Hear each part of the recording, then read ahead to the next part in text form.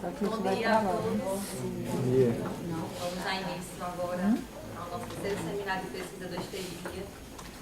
Esse seminário tem como principal objetivo divulgar as pesquisas internamente no grupo, mas também nessa edição abrir um pouco para os alunos, né, de outras áreas que queiram também, professores que queiram perceber o que é que está sendo feito, construído aqui dentro do grupo de Estesia.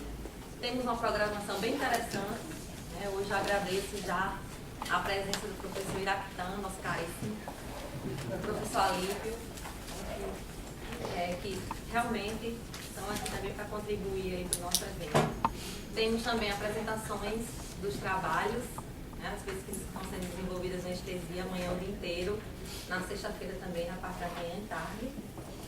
Hoje à tarde teremos uma leitura do livro, do capítulo Visível e Invisível, do professor Caríssimo, também estará aqui conosco, o professor doutor Caríssimo.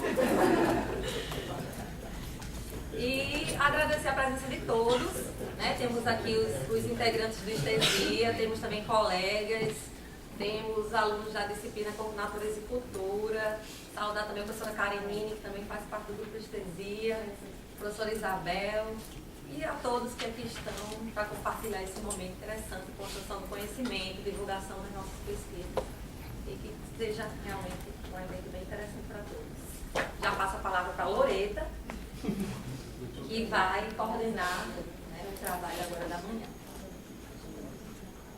Bom dia. Bom dia. Essa mesa que vai acontecer agora, ela é intitulada Pesquisas sobre o Corpo, Contribuições Sociofilosóficas. Eu já gostaria de convidar os professores, né, para ocupar o lugar na mesa. O professor Alívio de Souza, que é daqui da UFRN. O professor Alívio ele possui graduação em Ciências Sociais pela Universidade Federal do Rio Grande do Norte, doutorado em Sociologia na Sorbonne, em 2000, pós-doutorado na Universidade Federal do Rio de Janeiro. Ele é professor universitário desde 86, atualmente é professor do Departamento de Ciências Sociais e do Programa de Pós-Graduação em Filosofia, daqui da UFRN, criador em 2007 e editor da revista Bagoas, Estudos Gays, Gênero e Sexualidades, editada pela editora da UFRN, e coordenador do Núcleo de Estudos Críticos em Subjetividades Contemporâneas e Direitos Humanos.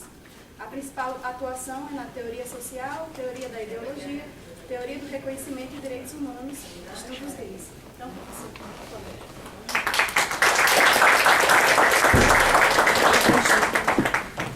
Convido também o professor Caríssimo, Iraquitã Caminha. O professor Iraquitã ele é graduado em Educação Física pela Universidade Federal da Paraíba, graduado em Psicologia pelos Institutos Paraibanos de Educação e em Filosofia pela Universidade Federal da Paraíba também. Mestre em Filosofia pela Universidade Federal da Paraíba, doutor em Filosofia pela Université Católico de Louvain. Atualmente é professor pesquisador do Departamento de Educação Física da UFPB, né? E do Programa Associado de Pós-Graduação em Educação Física de lá também. E da Universidade Estadual de Pernambuco, né, em parceria, isso com a Universidade Federal da Paraíba, e do Programa de Pós-Graduação em Filosofia da Universidade Federal da Paraíba. É autor do livro Distante Próximo e o Próximo Distante, outra percepção na filosofia de Merleau-Ponty, escritos diversos no universo do corpo, educação, psicanálise e filosofia, e de vários artigos e capítulos de livros sobre corpo, educação, psicanálise e filosofia. Professor, obrigado também.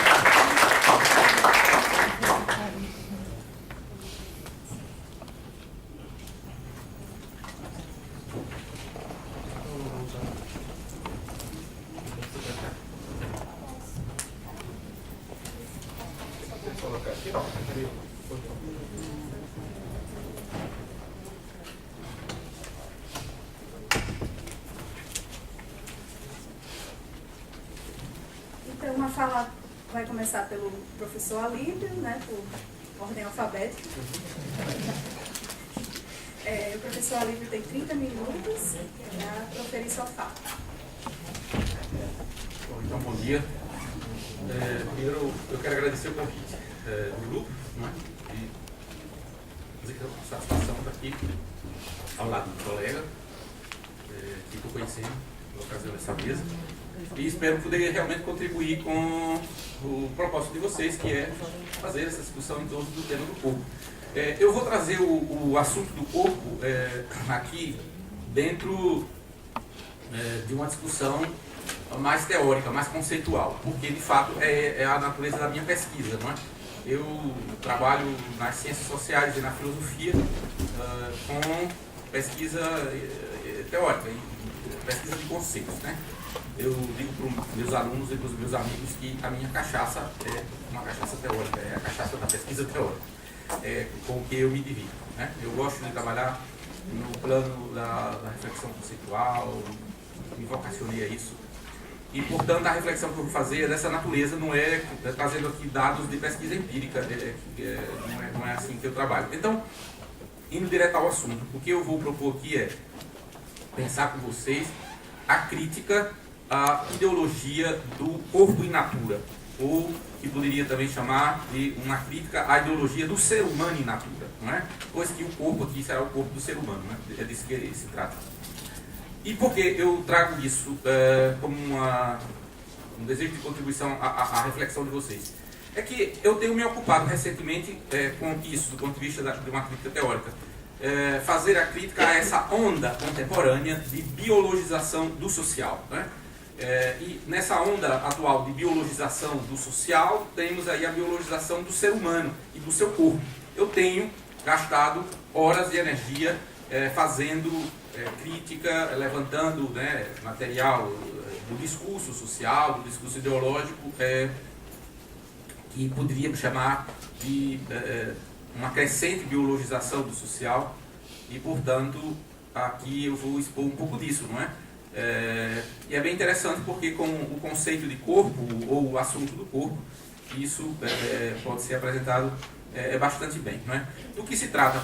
Ora, nas ciências humanas, desde sua fundação, né, primeiros trabalhos na segunda metade do século XIX, e depois com múltiplas filosofias, algumas delas que eu vou fazer aparecer aqui, nas ciências humanas e nessas filosofias, já tem se constituído como um conhecimento estabelecido a concepção de que o ser humano é de alto a baixo construído social, cultural, historicamente, não é? Aquilo que nós entendemos como o ser humano, nós, né, a nossa espécie, ela não tem existência senão na linguagem cultural, na linguagem social, na linguagem histórica, e, portanto, toda a pretensão a fazer existir e crer que existe um ser humano prévio à linguagem, prévio à cultura, prévio a uma dada realidade social, não é mais do que uma representação ideológica, com funções que nós vamos ver quais depois. Primeiro isso, o ser humano, diferentemente do ser de todas as demais espécies, não tem especialização em direção biológica. Isso é algo básico para pensar o assunto do corpo do ser humano, né? Diferentemente das espécies animais, que são todas elas especializadas e dirigidas biologicamente, o ser humano não é. E isto faz toda a diferença. E isso é o começo de tudo, para o melhor e para o pior. Por que para o melhor e para o pior? Porque o ser humano, não tendo direção biológica, especialização biológica, isto quer dizer, o ser humano, embora pertencente a uma espécie animal, não é animal como os demais. Nós somos inteiramente artificiais. Por quê? Enquanto as espécies já nascem especializadas do ponto de vista cromossomial, genético, biológico, e serão sempre a espécie, as espécies jamais poderão fugir ao que elas são, os animais não fogem à sua espécie, nós seres humanos, diferentemente, sequer temos uma espécie natural a que se agarrar. Por isso que nós fugimos toda hora do que somos, podemos ser muitas coisas e sempre diferentemente. E somos, efetivamente, diferentes do ponto de vista cultural, do ponto de vista histórico. Por que razão? Porque ali onde os animais têm os instintos, que os especializam, e não são outra coisa senão o que é a espécie, um gato jamais poderá ser cachorro, um cachorro jamais poderá ser um coelho, ali onde há o instinto no ser humano, tem a linguagem. É a linguagem que vai funcionar para nós como aquilo que são os instintos dos animais. Não é? E como a linguagem é um conjunto de procedimentos, de modos de ser, de modos de fazer humano aprendidos socialmente, não é? É aí que o ser humano se modela, se funda, se constitui, é aí que ele advém efetivamente como ser humano. E advindo como ser humano na própria linguagem humana, do fazer, do ser, do proceder humano, isto é que é a linguagem. Por linguagem não falamos da língua e nem da linguagem verbal articulada, que é uma modalidade da linguagem, mas entendendo linguagem como todo o conjunto dos procedimentos e dos modos de fazer humano, não é? Então, é na linguagem que nos constituímos. E já daí também constituímos nosso corpo, para ir ligando os assuntos. Então, toda uma evidência enganosa de que nós, seres humanos, temos uma constituição biológica e nesta constituição estariam os modos de ser humanos, não é mais do que uma evidência enganosa, não é? Embora sejamos um ser biológico, isto não negamos, é uma obviedade, não é? Mas este ser biológico é inteiramente tomado pela linguagem humana e, portanto, pela cultura, não é? E modelado, esse ser biológico, por cada contexto cultural, histórico no qual ele se insere, não é? Vir ao mundo como ser biológico não é nada. Vir ao mundo como ser biológico é apenas um zero, um começo, que sem a linguagem humana, sem a constância da linguagem e, portanto, da cultura, este corpo não existirá como qualquer coisa. Sabemos muito bem que a criança humana, ao nascer, se ela não for tomada aos cuidados de outros seres humanos adultos constituídos, ela perece em poucas horas. Não há especialização e direção biológicas que tornem possível a vida da criança humana fora do espaço de cultura por quaisquer horas. Se fizéssemos a louca experiência, e não fazemos, de pegar um bebê humano e colocar um pouco separado do espaço de sociedade, pegássemos uma criança e colocássemos ali nas dunas bem à frente, em poucas horas essa criança morreria. Por quê? O organismo humano, após a vida intrauterina, não tem nada de recurso que possa sobreviver às hostilidades da natureza. As peçonhas, a insolação, a desidratação, etc, etc, etc. Coisas que nós sabemos. Ora, isso faz que o ser humano seja o único animal que conhece uma dependência ontológica ao outro, ao espaço de sociedade, ao espaço de cultura, à linguagem humana, portanto, que já é esse acolher, que já é esse cuidar, que faz que da sepultura, do nascimento à sepultura, do nascimento à morte, o ser humano não existe como ser humano, a não ser nessa relação com o outro que o constitui. E o constitui de alto a baixo. E o constitui, inclusive, no nível do seu corpo. Não é? Aquilo que a gente toma por corpo, nossos gestos, nossos modos de agir, proceder, desde as coisas mais banais e simples, como o modo de sentar, o modo de gesticular, etc. Tal, isso tudo são performances, ações, atuações do corpo que é resultado de um aprendizado, não é? E um aprendizado social que se faz em grande medida de uma maneira inconsciente, irrefletida, não é? Não refletimos sobre isso, não é? O ser humano, dizia o Aristóteles, é mimesis e exis. Isto quer dizer, desde todo sempre, imitação, mimesis, e exis, postura. Uma postura que já é de início a postura corporal, não é? Exis e mimesis. Por quê? Imitamos o outro ser humano. Existimos imitando o outro ser humano, né? O leigo da ciência que acha que nós falamos porque temos aparelho fonador. Que nós somos bípedes permanentes porque temos coluna vertebral, córtex, neocórtex. Não é verdadeiro. Nós falamos não porque temos aparelho fonador. Nós falamos porque somos falados numa língua. A criança humana, ela não tem as línguas em seu cérebro que fica aguardando a hora que a mãe e o pai puxam o cordãozinho da fala e ela começa a falar.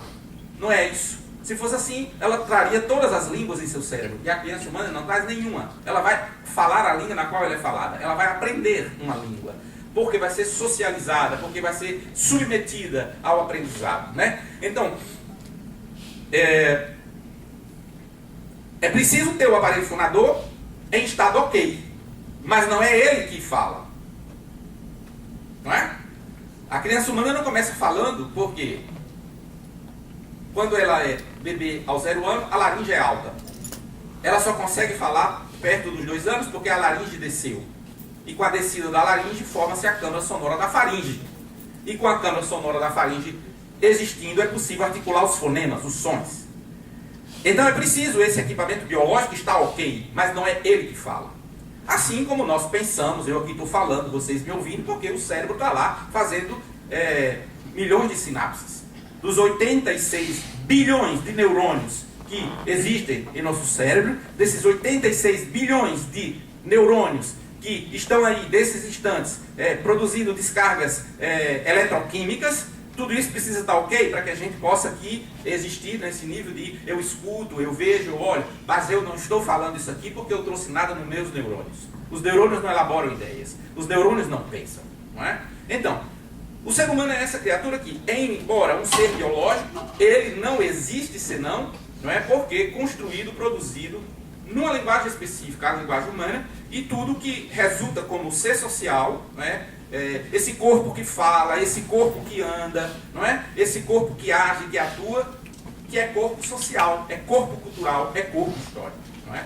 Então, quando eu falei da crítica à biologização contemporânea, é que hoje estamos assistindo um retorno profundamente ideológico pela mão de neurocientistas, não de todos, e sobretudo pelos psicólogos evolucionistas, que trazem de volta toda uma teoria de biologização do social e do humano, querendo trazer de volta a ideologia da natureza humana. Existe uma natureza humana, existe um ser humano in natura, que as coisas estão nos cérebros, que é possível dizer em que medida tal ação, tal atuação, tal pensamento, tal escolha moral, social, política, humana está inscrita no genético, do biológico, na atividade cerebral. Falso.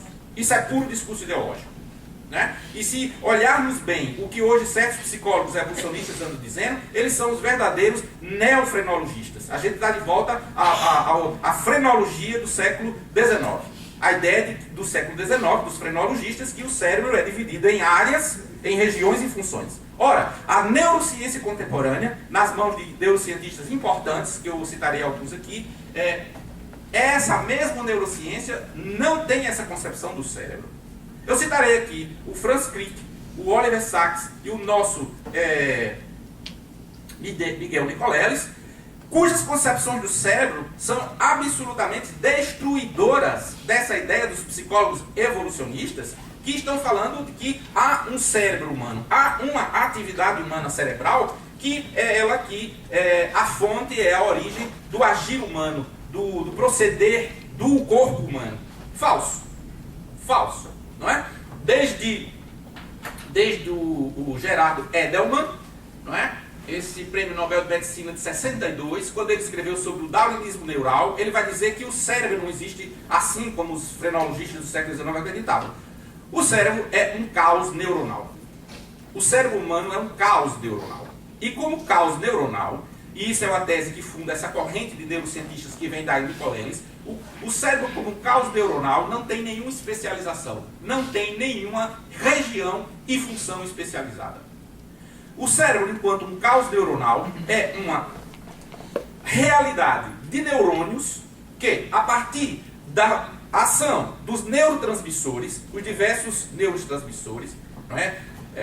Existentes, serotonina, dopamina, neurodronalina, os vários neurotransmissores, essas substâncias químicas, vão respondendo à experimentação, vão respondendo à experiência do corpo no mundo.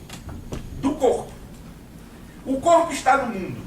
E ao experimentar o mundo, na experimentação, a atividade neuronal procura respostas. E o Nicoleles chega a dizer, o cérebro organiza pontos de vista a partir da experimentação.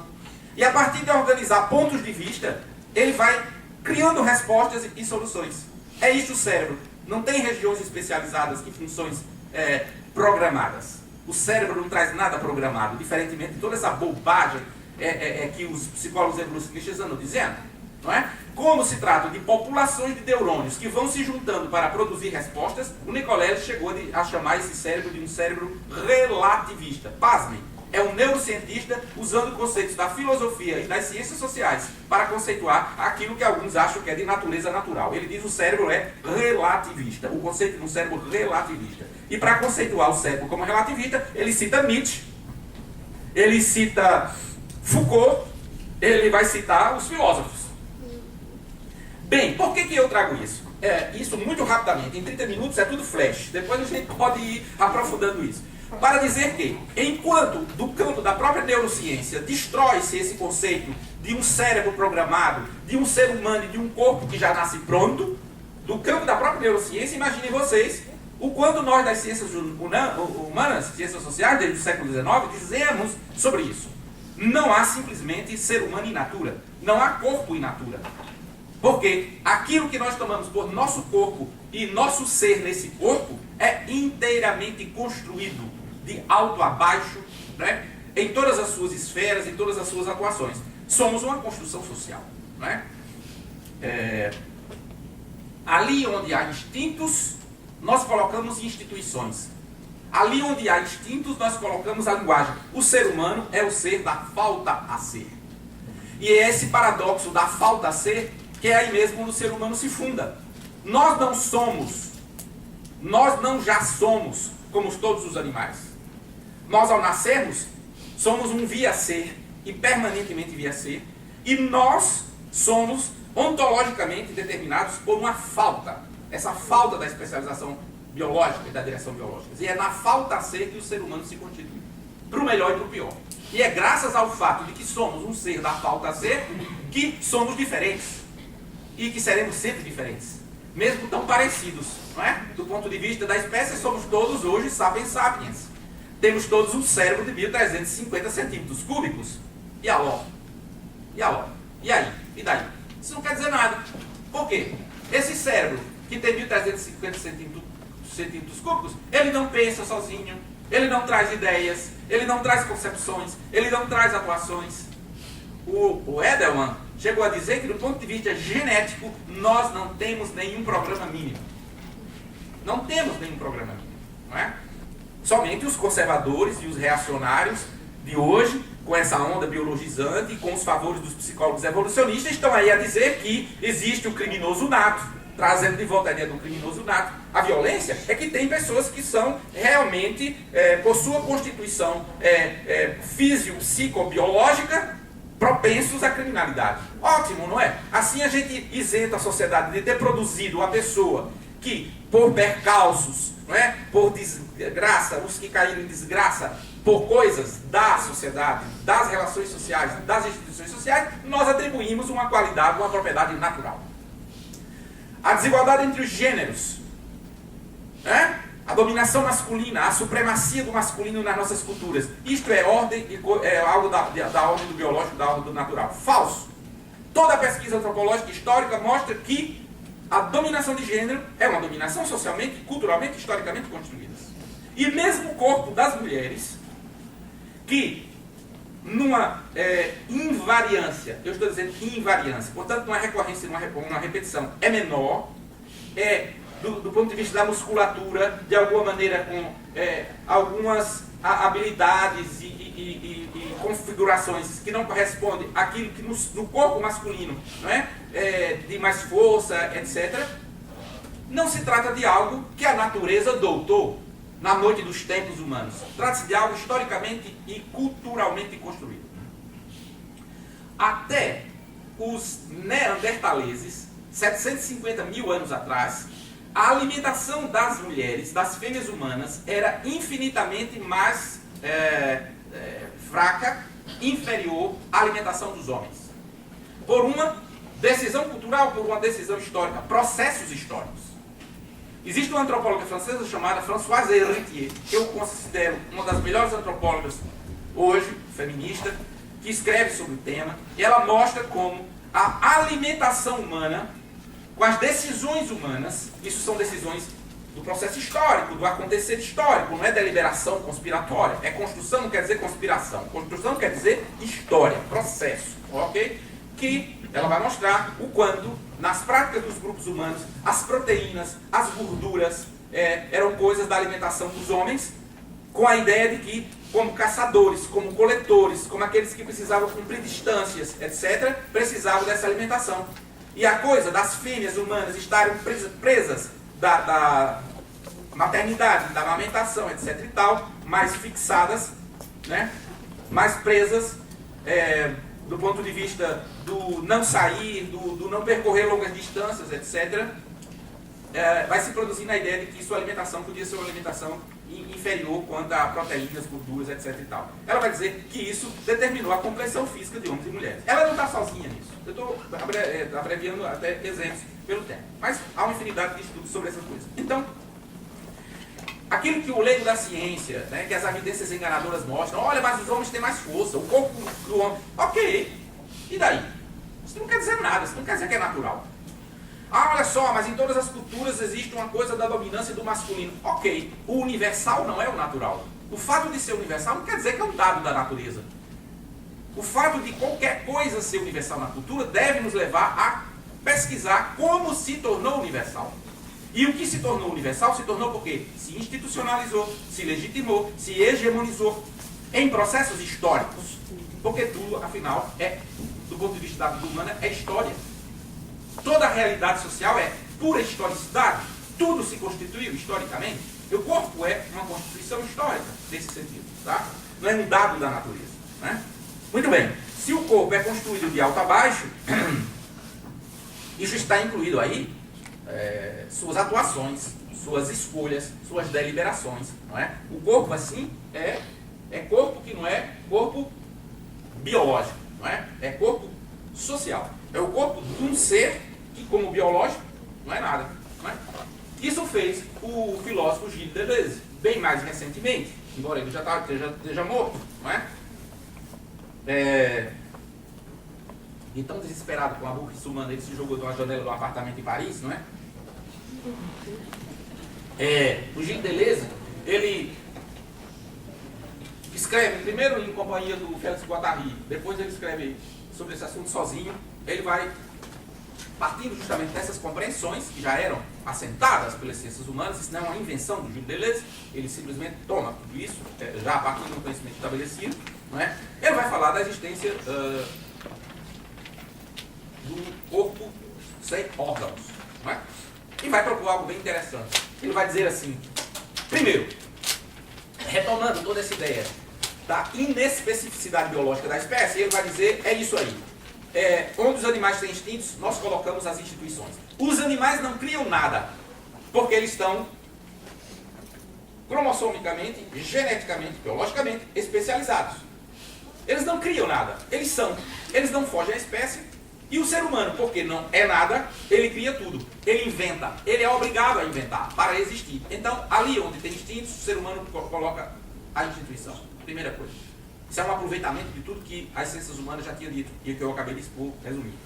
A novidade dele é que ele vai dizer o corpo que nós lemos como um corpo de órgãos especializados, isso já é o corpo molar, como ele chama. É o corpo do sistema, é o corpo organismo, subjetivado, domesticado, modelado.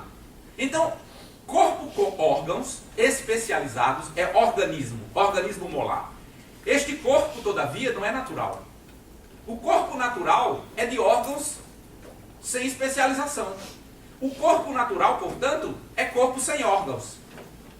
Quando dizemos que a função do coração é tal, isto é, uma construção, não é, sobre um órgão que, a princípio, fora dessa organização especializada do corpo, estava lá na pura existência biológica, não é?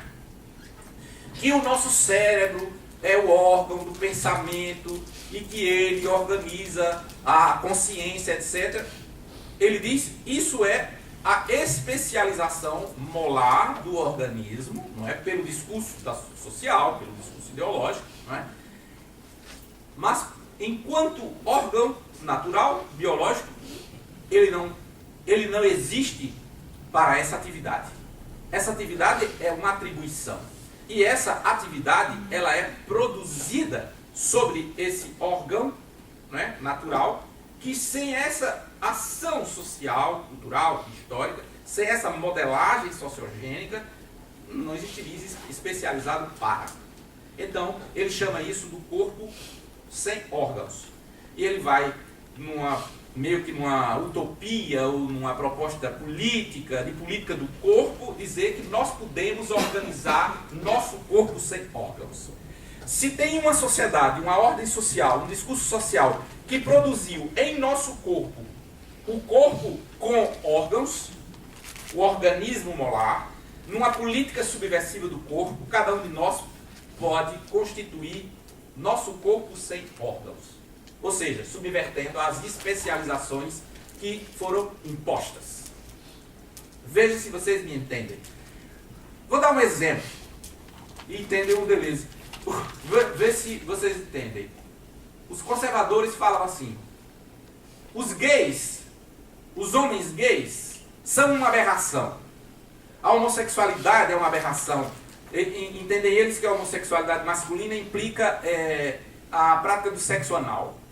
E eles dizem assim: ora, este orifício não foi feito para isso. A função do orifício que está implicado nessa relação erótico-sexual é outra. A sua função é para defecar. E só. É assim que fala o Silas Malafaia, é assim que fala Feliciano e todos esses imbecis homofóbicos que têm microfones para falar. Então, o que eles estão dizendo? Que este orifício, que é do corpo biológico, ele foi feito por quem ninguém sabe, não é? Na cabeça dele foi feito. Foi feito por quê? Ele deve achar que foi a entidade metafísica, não é? Que a cultura cristianizada, hebraico-cristã chama de Deus, os muçulmanos acham que é Allah, então assim, certamente foi essas entidades, essas deidades que fizeram. Então, foi feito para. Ou, pode ser também, nessa concepção, a natureza fez para isso. Para Gilles Deleuze, esse orifício especializado para defecar é o orifício do corpo molar. É o orifício do corpo organismo. Por quê? Enquanto orifício, no corpo sem órgãos, ele é feito para isso e muito mais coisas. É uma área de incrível prazeres. Quem já deu sabe. Quem não deu, dê para ver. Então, é um órgão é um orifício de muitos prazeres. De muitos prazeres. Aí o cara fala assim: mas isso é uma aberração, porque isso não é feito, não é? Esse orifício não foi feito para Gilles Deleuze. Esse enunciado não foi feito para, não é mais do que uma especialização arbitrária, convencional, do discurso social, da linguagem, né? De uma certa linguagem dominante, de uma certa categorização hegemônica. Um orifício que em si está lá com várias possibilidades. E não é só o sexo anal, você pode fazer outras coisas, né, com esse orifício. A boca, os conservadores, né, a mesma coisa, o sexo oral, né, a boca. Teve um desses imbecis do Parlamento Nacional dizendo assim: a boca foi feita para falar. Rodou 1000 piadas nas correntes gays, né, e tal. Que não é verdade que o sexo oral seja uma coisa da prática gay, né? O sexo oral é de todo mundo, né? Desde das montanhas, né? Então, desde a existência das montanhas. Aí o cara diz: a boca foi feita para falar. É um imbecil, é um estúpido, né? Porque a boca foi feita para outras coisas, ele mesmo usa para outras coisas, né? Aí todo mundo fica brincando: e ele come por onde? Porque ele saiu com essa, né? A boca foi feita para falar, ele esqueceu que a gente usa a boca para comer. Então perguntaria: ele come por onde? Quer dizer, na pressa reacionária, ele sai com essa frase infeliz, não é? Dizendo que a boca foi feita para falar. Ora, bolas, a boca foi feita para isso e muito mais coisas. Essa especialização, segundo dele, seria do corpo molar. O corpo molar é o corpo domesticado. É um corpo especializado pela domesticação social, não é? E é por essa razão que ele vai falar de que, se queremos subverter isso, podemos cada um produzir nosso corpo sem órgãos, não é? Isto é, abaixo as domesticações e as especializações do corpo, porque ele tem múltiplas possibilidades. Ele não só tem uma possibilidade instituída. Não é? A possibilidade instituída. E o Deleuze fala isso porque ele é um heideggeriano ao modo dele, ele é um Foucaultiano ao modo dele, não é? E esses pensadores, antes dele, já tinham dito, não é? Que há muito mais possibilidades de realidade fora da realidade instituída. A realidade instituída é uma. Existe sempre mais possibilidades de realidade além da realidade instituída. Isso é o Heidegger, isso é o Michel Foucault, não é? Então, nosso corpo instituído é uma possibilidade. O nosso corpo instituído é aquele corpo que foi domesticado sob, não é? O império de uma dada lei, de um dado discurso social, de uma dada ideologia, de uma época histórica, etc. Mas esse corpo está muito mais para além de tudo isso, com muito mais possibilidades de outras atuações, outras performances. É a questão do gênero hoje, por exemplo. Eu estou encerrando agora, ela já me avisou do tempo. Só esse exemplozinho. A questão do gênero hoje, né? Toda essa coisa que deve dar um nó na cabeça das criaturas, não é? O cara nasce com um pinto e resolve botar roupa, aí é o travesti. Esses nomes bobos assim, né, que a gente vai dando. Não poderia não ter nome nenhum, mas ok, aí é o travesti. Mas o cara acha pouco e eu não quero só vestir roupa, eu não quero só me constituir afeminina socialmente. Eu vou arrancar o pinto, aí corta o pinto. Aí decide fazer uma vagina, né, artificial, por uma cirurgia plástica, etc e tal. E ele reivindica uma identidade social de mulher trans. O que é que ele fez com o corpo? Ele subverteu toda essa domesticação pela qual somos todos submetidos, passamos, né? E ele refaz seu corpo. Ele faz essa política do corpo sem órgãos. Ah tá, mas o cara nasceu com pinto, e esse pinto que é a masculinidade dele, é a macheza, é sua identidade de homem, é seu atributo natural de homem. E ele está nem aí para isso. E resolve cortar o pinto, não é? Mulheres que resolvem fazer também sua mudança, não é, de identidade, de gênero, e se constituir ao masculino. Tira os seios, etc. E tal. Intervenções, não é, no corpo que são extremamente modificadoras do anatômico, não é, da coisa mesmo do morfológico aí, e estão dizendo que o presumido órgão especializado, que era um atributo natural e que a pessoa não poderia viver sem ele, é algo de um discurso que se pode subverter inteiramente. Há outras possibilidades de existir como ser humano, subvertendo tudo isso aí. É corpo. É corpo que está sendo manipulado, alterado. Mas o que é mais importante de tudo isso é que essas pessoas estão dizendo assim, olha só, não só somos nós que produzimos artificialmente nossos corpos. Eu vou ao cirurgião plástico e me modifico. Todo mundo tem um corpo que é artificial, que é um trabalho, que é performático, que foi construído, que foi produzido. O cara machão que está lá sentado com o seu pau e olha só, eu sou natural. Não é natural coisa nenhuma. A maneira como ele senta, a maneira como ele se mexe, foi artificialmente imposta, ele adotou, ele assimilou, não é? Ele se domesticou inteiramente, e ali ele acha que é natural, ele não é natural coisa nenhuma. Ou a menina, toda feminina, é o feminino, por artificialidade. O corpo não diz nada disso, não nascemos com essa coisa ditada para ninguém. Então, aquele corpo que não foi alterado na cirurgia, é tão artificial, é tão criado, é tão construído, quanto o que vai para a cirurgia e se altera. Não é? Então nem adianta os rapazes aí do auditório, por exemplo, todos ficarem assim, falar grosso e tal, não sei o quê. É o homem, é nada. Vocês estão fazendo teatro, não é? É pura performance. A Judith Butler está dizendo assim, a Judith Butler, essa filósofa estadunidense, fantástica também para vocês que têm interesse nesse debate, leia a Judith Butler, não sei se vocês já andaram vendo coisas dela. A Judith Butler está dizendo assim para os rapazes, saia dessa, isso tudo é puro teatro, isso é tudo paródico. Isso é tudo uma paródia, porque não tem nenhum gênero natural. Isso tudo é aprendido, vai ser incorporado, assimilado, é a paródia da paródia da paródia. As mulheres também, não é? Então é a destruição de toda essa ideia de que tem uma essência feminina, uma essência masculina, isso é biológico, isso é natural. E para encerrar, já encerrou meus minutos, a ideia era essa. Não há ser humano in natura, não há corpo in natura. Afinal, tudo passa pela construção social, cultural, histórica, por uma produção das linguagens humanas. Não é? O que nos favorece. Porque, assim como somos construídos nas imposições, também podemos subverter essas imposições. Isso nos favorece. ainda que não saibamos, como dizia o Michel Foucault, que somos mais livres do que sabemos. Na verdade, é a nossa tragédia, né? É não saber que somos mais livres, né? Nós somos muito mais livres do que sabemos, dizia o Foucault. Então, nossa tragédia é não saber disso.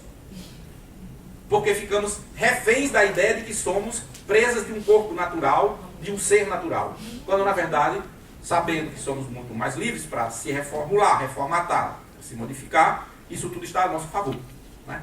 Isto é, o fato de sermos um ser da falta ser, isto é, o fato de não sermos um animal especializado e dirigido biologicamente, isso está a nosso favor.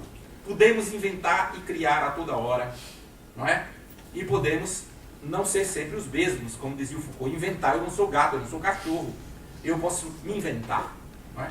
E isso é o que causa toda essa confusão aí instalada quando a gente se relaciona com os conservadores, com o discurso ideológico, social e tal, porque acham eles que nós estamos, na verdade, inventando coisas que não podem ser. É isso. Obrigado.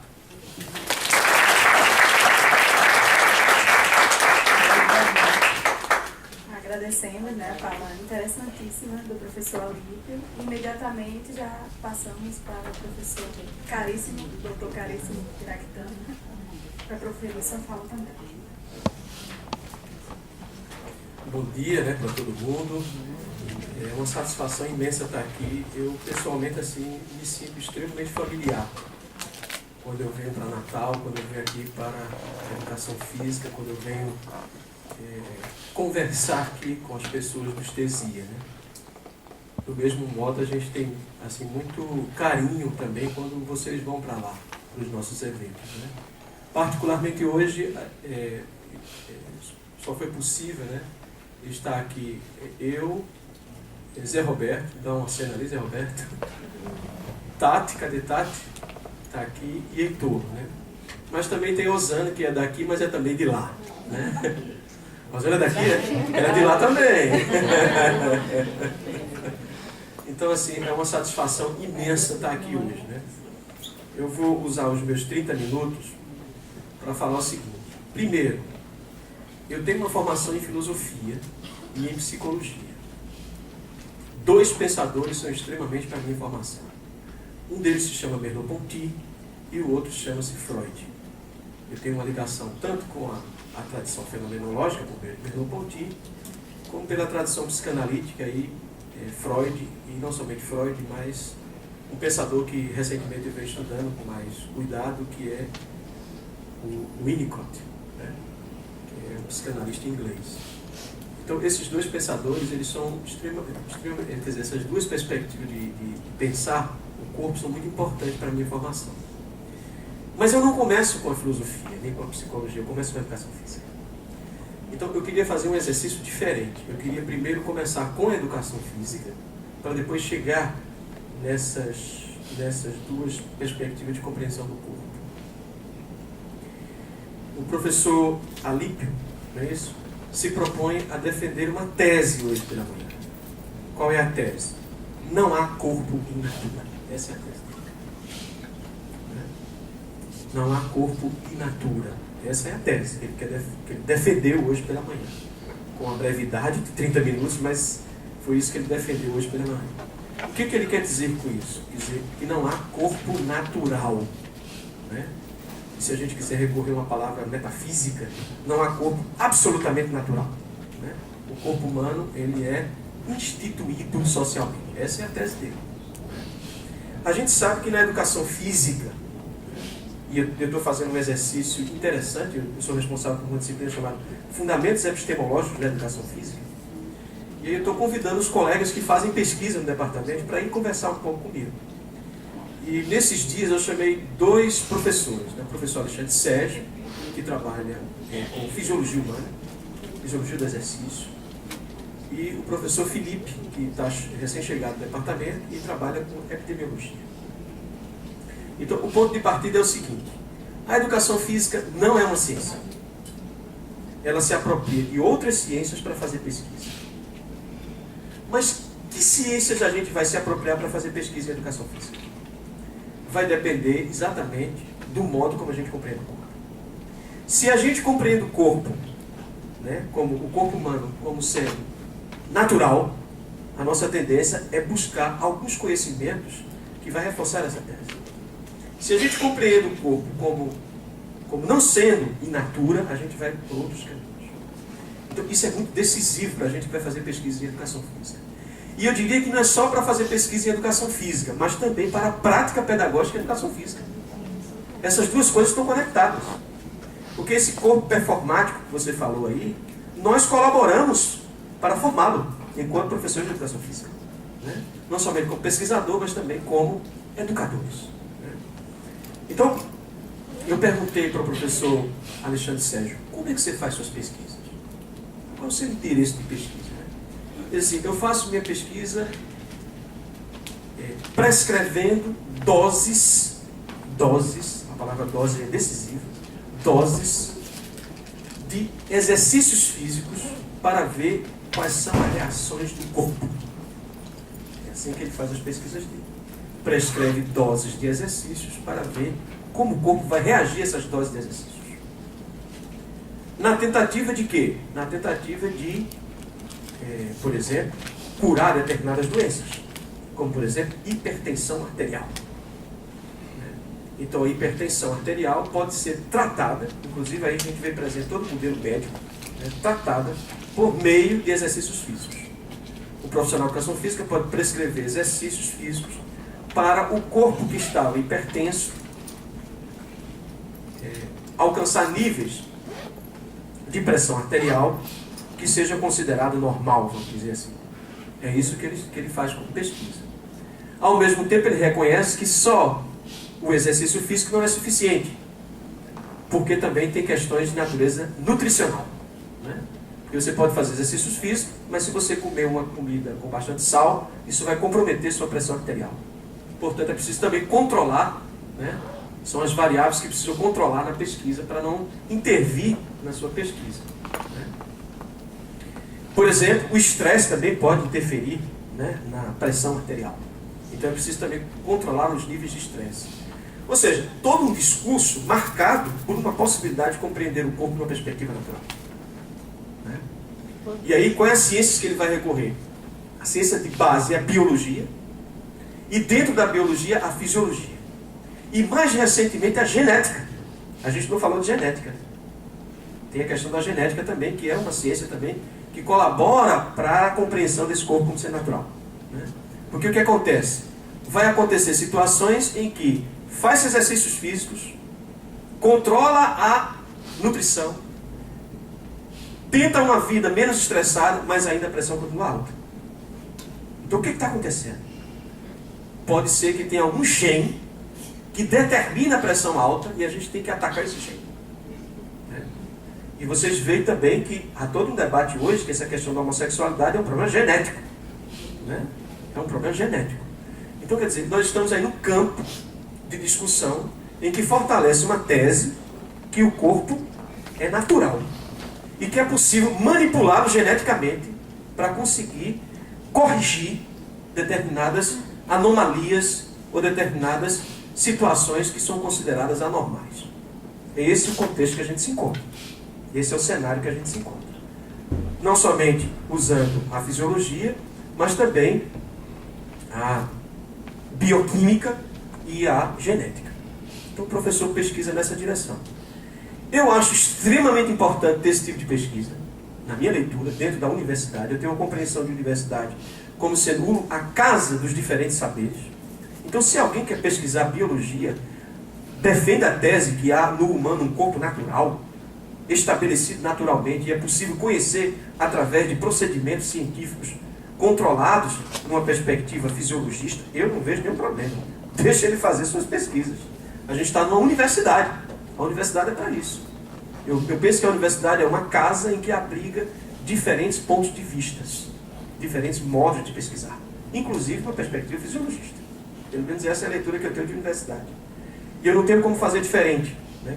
Até porque o nosso departamento de educação física, né, e eu convivo muito bem com os colegas, né, até me arriscaria a fazer pesquisas conjuntas para ver se esse negócio funciona. Né? Por que não? Né? Muito bem. Então veja bem, quando eu me tornei aluno do curso de educação física na década de 80, nós estávamos numa crise terrível. Justamente muitos colegas pesquisadores que passaram a criticar essa concepção de corpo. A concepção do corpo numa perspectiva naturalista, numa perspectiva biologicista. Eu entrei na universidade como aluno nesse contexto. O contexto em que eu fui abrigado como aluno do curso foi esse contexto. O que aconteceu? Eu, não sei por que razão, porque tem uma coisa do pesquisador, a gente está até discutindo isso numa disciplina de aprofundamento, que é o caso. O que é o caso? O caso é o caso de cada pesquisador. Porque ali tem sua história como pesquisador. E tem um monte de coisa que ele falou aqui hoje, que a gente não tem como entrar nesse universo da vida singular dele, do caso Alípio. É um caso singular dele. Né? Então, quer dizer, eu entrei na universidade, num momento também politicamente muito forte, que era o momento de retomar a democracia no Brasil. Tinha vários debates, as diretas já estavam na pauta do dia. Né? E me parece que essa posição também de dizer que não há um corpo in natura, ela não é só uma posição da ciência, ou do cientista, ou do pesquisador, mas é uma posição política. Né? Essas coisas estão devidamente conectadas. Então o que aconteceu? Eu comecei a me engajar no movimento estudantil e, ao mesmo tempo, entrar em contato com pesquisadores que criticavam a visão biologicista do corpo. Então, só que esses pesquisadores, eles se aproximavam mais da sociologia. E aí, eu não sei por que cargas d'água, eu resolvi fazer filosofia, e aí eu me aproximei de um pensador chamado Maurice Merleau-Ponty. E foi aí onde eu descobri um caminho para também pensar o corpo, né, numa perspectiva que pervertia essa leitura, né, naturalista do corpo. E na fenomenologia da percepção, Merleau-Ponty elabora um conceito que é de corpo próprio. O que é o corpo próprio? É o corpo que eu digo meu, é o corpo que eu vivo, é o corpo que experimento, é o corpo que eu existo enquanto ser humano, enquanto pessoa, enquanto existência. Esse corpo é o corpo exatamente, completamente diferente do corpo que nós estamos chamando aqui de in natura. Né? E é interessante porque a gente poderia pensar o corpo in natura como se fosse uma espécie de embalagem, já todo pronto, que não pode ser mudado, que não pode ser alterado. Então, quer dizer, me parece que eu encontrei em Merleau-Ponty um caminho para pensar numa visão de corpo, uma compreensão de corpo, diferente dessa tradição biologicista. E que Merleau-Ponty vai buscar a construção desse corpo numa perspectiva própria, subjetiva, vamos dizer assim, combatendo, sobretudo, o pensamento de Descartes. Né? Combatendo o pensamento de Descartes. Que acaba reforçando essa visão biologicista. Né? Mas o problema é que Descartes vai criar uma divisão. Né? Ele vai dizer que o corpo é natural, vamos dizer assim, mas tem a alma. Né? Quer dizer, é por isso que Merleau-Ponty vai, pouco a pouco, transitar para o conceito de carne. Por quê? Porque o corpo, a rigor, não há corpo.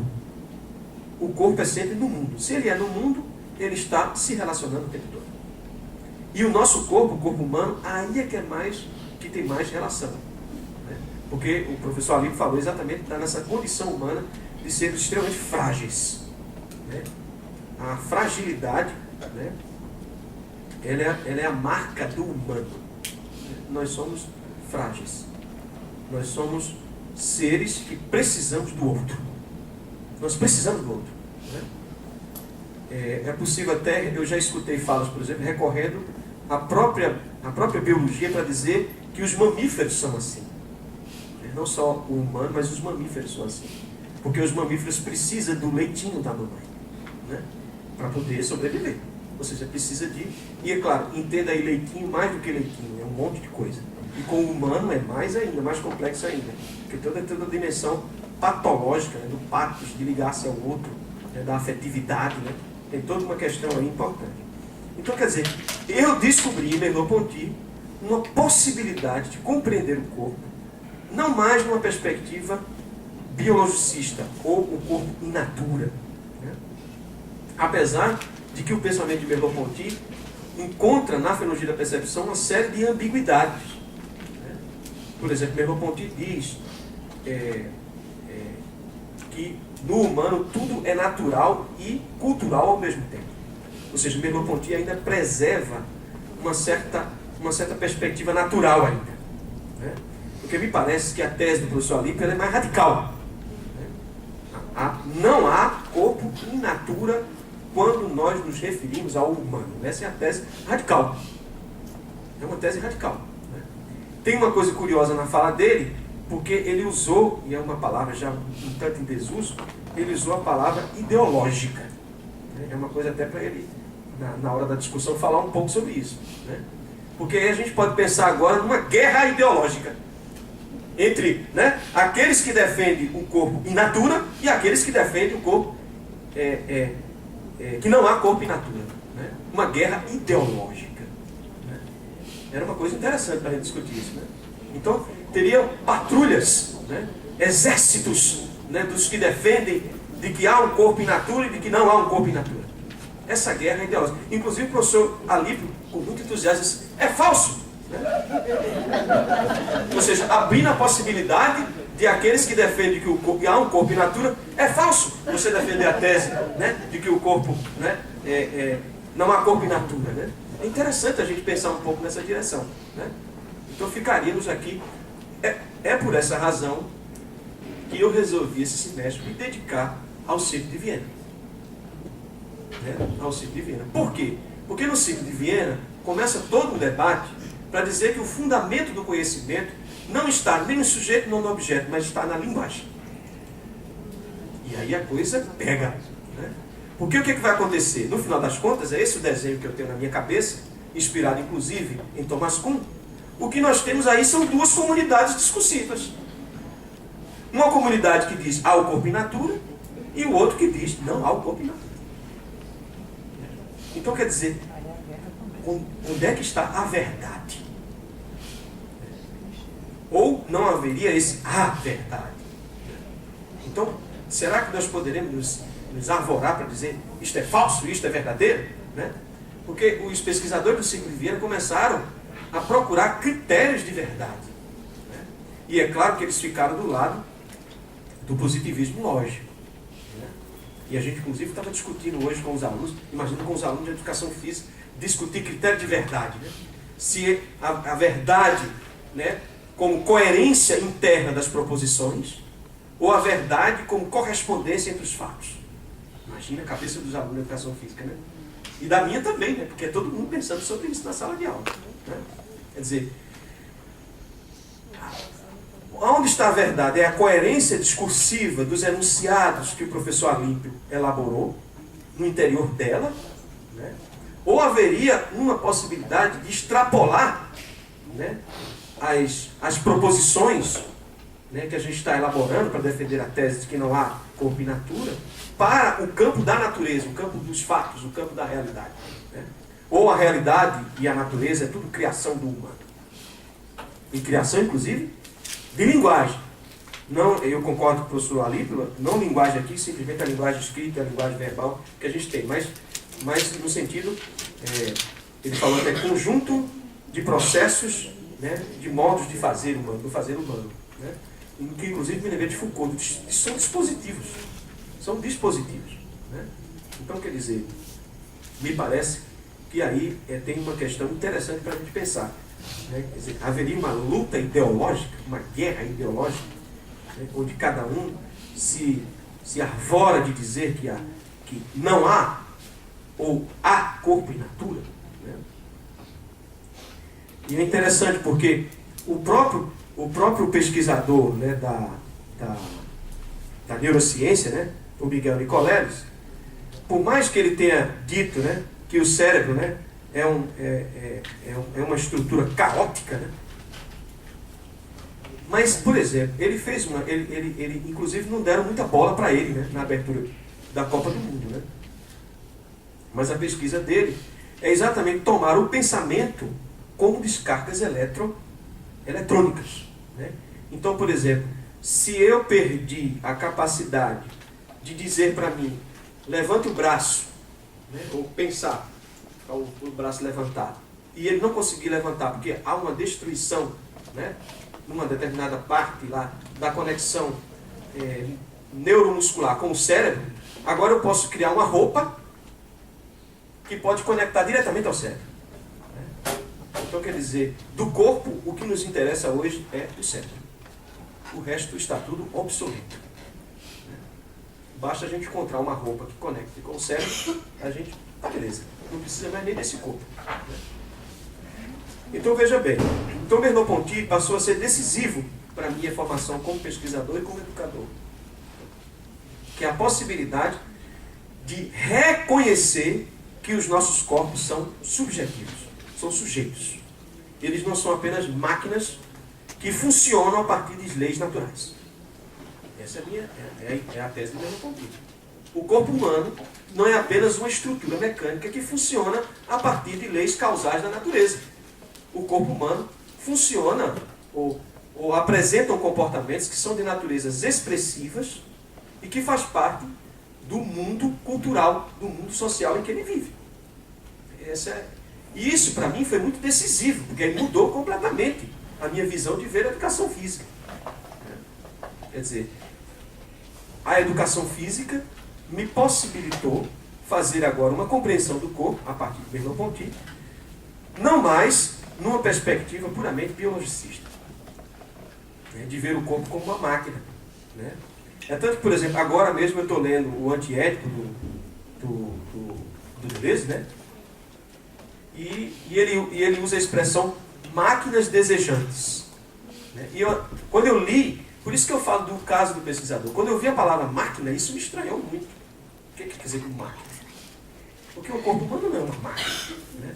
Só que depois eu comecei a ler o texto, eu comecei a ver que a ideia de máquina é a ideia de produção. Aí, opa, agora eu estou entendendo. Né? Nós produzimos, o corpo da gente produz ações, não somente por conta de engrenagens mecânicas, mas por conta de desejo, por conta daquilo que falta. A gente vai atrás. A gente vai atrás. Né? E a gente se torna produtores. Né? Então, quer dizer, Merleau-Ponty, para mim, foi um filósofo extremamente importante. E eu não comecei com Merleau-Ponty, isso é que é o bacana para a minha história, pelo menos eu sinto isso. Né? Eu comecei com a educação física, eu não comecei com Merleau-Ponty. Merleau-Ponty veio depois, para justamente eu ter um apoio de um teórico que me permitiu pensar o corpo, né, não apenas como uma estrutura natural, como uma estrutura biológica, como uma estrutura fisiológica. E, curiosamente, a nossa formação em educação física cada vez mais se fortalece pela fisiologia hoje. Né? Porque compreende que o profissional de educação física é aquele que prescreve exercícios para ou prevenir doenças ou tratar de determinadas doenças. Né? Mas a gente sabe que a educação física é muito mais do que isso. Muito mais do que isso. Então, o que eu passei o que nós passamos a compreender? Né? É de que é possível fazer pesquisas na educação física para compreender como é que as pessoas vivem os seus próprios corpos.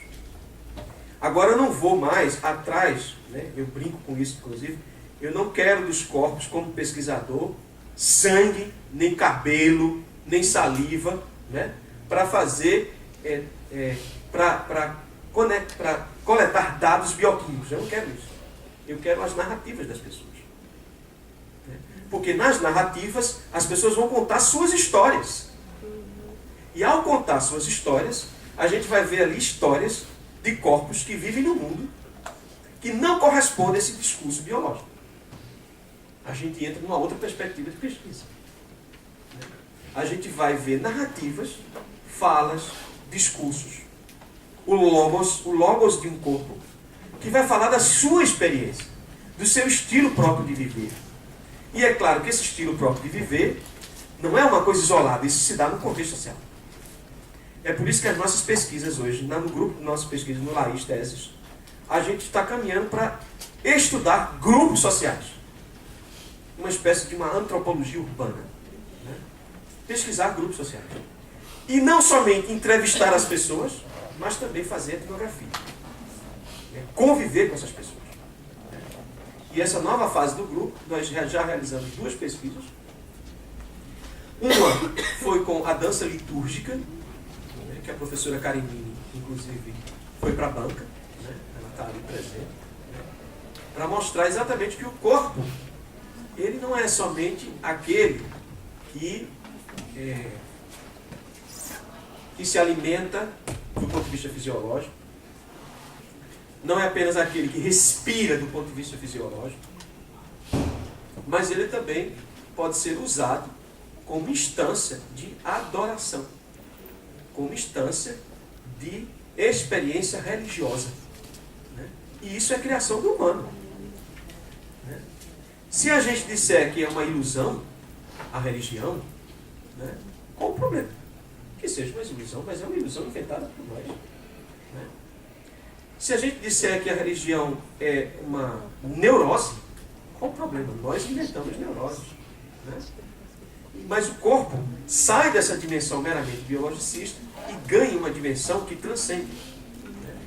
Mas me parece que há uma sutil reflexão para a gente fazer também, e aí o professor Ali pode nos ajudar, é que nessa posição mais radical de que não há um corpo in natura, há também uma leitura que diferencia de certas perspectivas antropológicas que pensam o corpo humano como uma transição do natural para o cultural, que é um caminho também.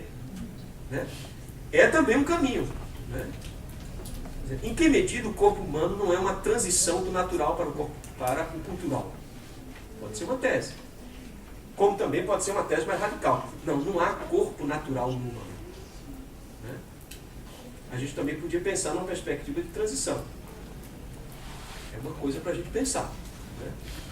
Não tem uma resposta pronta, mas tem teóricos que pensam assim. Né? Os alunos às vezes ficam chateados, porque eles chegam para mim, professor, e qual é a resposta finalmente? Né? O corpo, não há corpo in natura ou há corpo in natura? Né? Não tem uma resposta, né? Assim, definitiva. Né? É você que vai construir essa resposta. A partir do quê? Dos argumentos, das proposições que você vai juntar. Né? É por isso que, quando nós alcançamos o nível, me avisa aí o tempo, estou já encerrando, mas tem mais quanto tempo? 5 minutos. Né? Quando a gente está num programa de doutorado, é interessante. Porque é nesse lugar quando a gente vai produzir teses. E o que é produzir tese? É exatamente defender. Né? Como o professor Alino defendeu. Hoje pela manhã. Não há um corpo in natura do humano.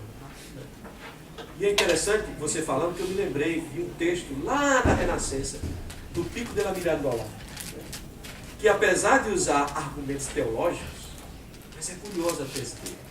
Ele diz assim, Deus criou todas as coisas de forma determinada, com exceção do humano. Que tese interessante. Uma tese lá do mundo da Renascença, apelando para essa estrutura, ou esse discurso judaico-cristão. É curioso, né? Porque por isso que é importante a gente frisar e ao mesmo tempo fazer um discurso sobre a dignidade do homem.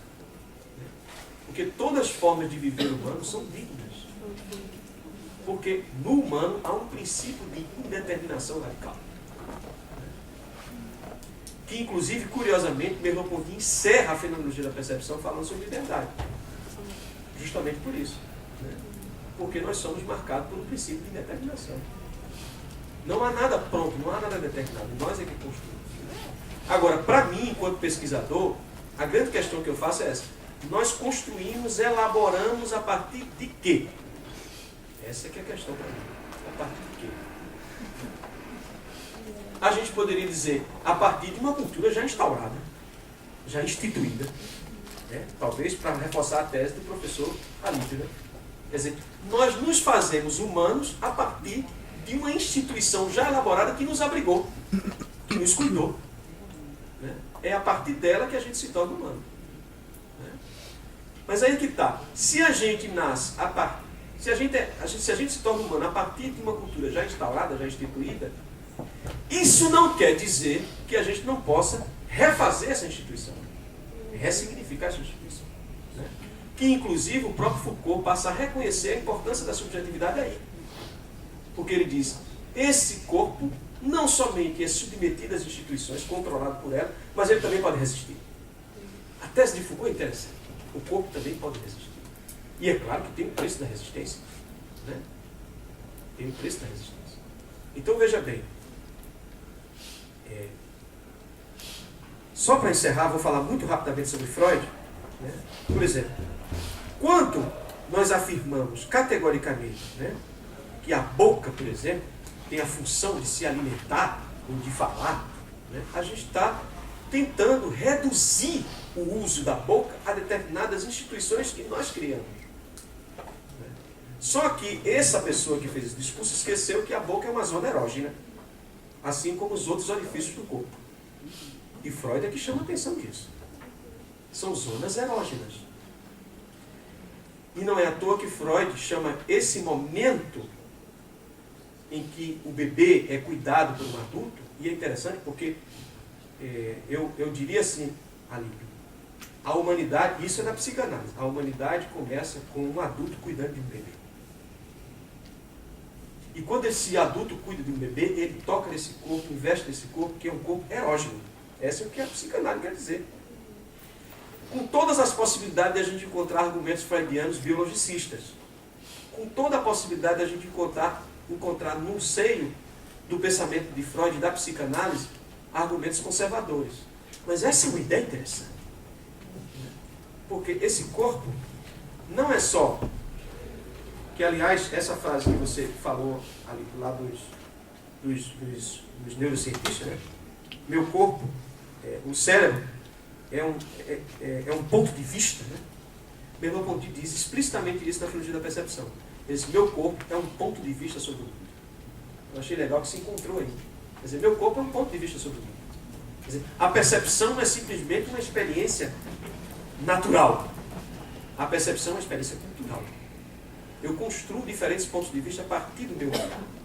Eu não somente, o meu olho não é simplesmente uma construção, né, de células em que a gente recebe a luz e que o cérebro produz imagem. Não. O olho é um órgão do olhar. E aí ele é um órgão aberto, porque eu posso produzir diferentes pontos de vista. Então, me parece que essa ideia do corpo como ponto de vista sobre o mundo, ela é uma afronta a essa ideia do corpo in natura. Porque se o corpo tem uma existência absolutamente natural, então eu não posso construir um ponto de vista sobre o corpo. Porque está tudo determinado. Está tudo determinado. Determinado por quê? Pela natureza. É claro, por isso que eu como fenômeno, como criado na tradição fenomenológica, né? Por exemplo, me permita, cadê Heitor? Me permita, Heitor, descrever fenomenologicamente. Né? Nós vimos na viagem, para cá, para João Pessoa. Né? Aí, de repente, Heitor disse, professor, eu não estou me sentindo bem. Né? Quando ele disse, eu não estou me sentindo bem, é o corpo dele que fala. Não é um eu separado do corpo que diz que não estou me sentindo bem, é o próprio corpo. Aí ele disse, seria bom se eu abrir a janela. Eu mal peguei o negócio e ele começou a desengolir. Aí esse desengolimento, né, a gente vai dizer, isso é uma experiência que pode ser pensada fisiologicamente. Né? Aí o fisiologista vai explicar bem direitinho como é que a comida chegou lá, como é que foi, não sei o quê. Ele pode até arriscar defender teses, né? Só que me parece que esse fenômeno, que a gente poderia dizer que é natural, ele deixa de ser natural a partir do momento que o olhar humano entra em ação. A partir do momento que o olhar humano entra em ação. Então, quer dizer, eu pessoalmente, eu fico me perguntando, né? Não com a resposta pronta, né? O corpo humano não é natural? O corpo humano transita do natural para o cultural? Ou o corpo humano é natural e entra em conflito com a cultura? Não sei. Eu preferi fazer essas questões para a gente pensar um pouco do que categoricamente defender não há um corpo in natura do humano. Né? Quer dizer, porque nós às vezes não nos damos conta, mas nós temos uma série de ações corporais, né, inclusive até pela neurociência, né?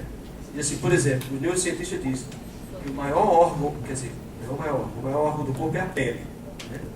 Mas o órgão mais que a gente se alimenta muito, come muita comida por conta dele é o cérebro. E curiosamente, 1/3 do cérebro é por conta da nossa visão. Olha que coisa interessante. Então, eu concluiria minha fala dizendo assim: para fazer pesquisa em educação física, para se propor uma prática pedagógica em educação física, é preciso a gente se situar qual é a concepção de corpo que a gente adota. E hoje pela manhã nós temos uma defesa de uma concepção de corpo que não é natural. É radicalmente cultural, né? Ou sociocultural, se a gente quiser. Ou a gente poderia pensar de alguma forma, né, ainda um resquício de natureza no humano, né, que a gente não saberia explicar, mas que haveria, como uma espécie de hipótese. Né? E aí a gente falaria de uma espécie de uma transição que não se completa nunca do natural para o cultural. Porque o problema todo é que falar em natural num contexto cultural é difícil, né? Essa aqui é a dificuldade da gente. A gente não tem como falar do natural em si mesmo, né? É difícil, né? Mas se a gente poderia admitir como uma espécie de hipótese, né? Para a gente pensar, né?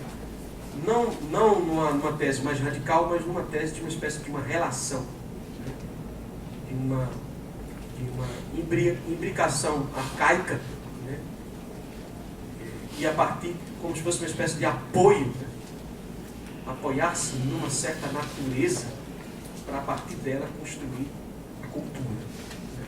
Ou nós já seríamos de início cultural, né? Eu fiz uma fala mais provocativa, né? Até para a gente conversar um pouco, né? Eu espero que vocês tenham compreendido, né? E pronto, estou à disposição para a gente conversar. Obrigado a vocês. Obrigado.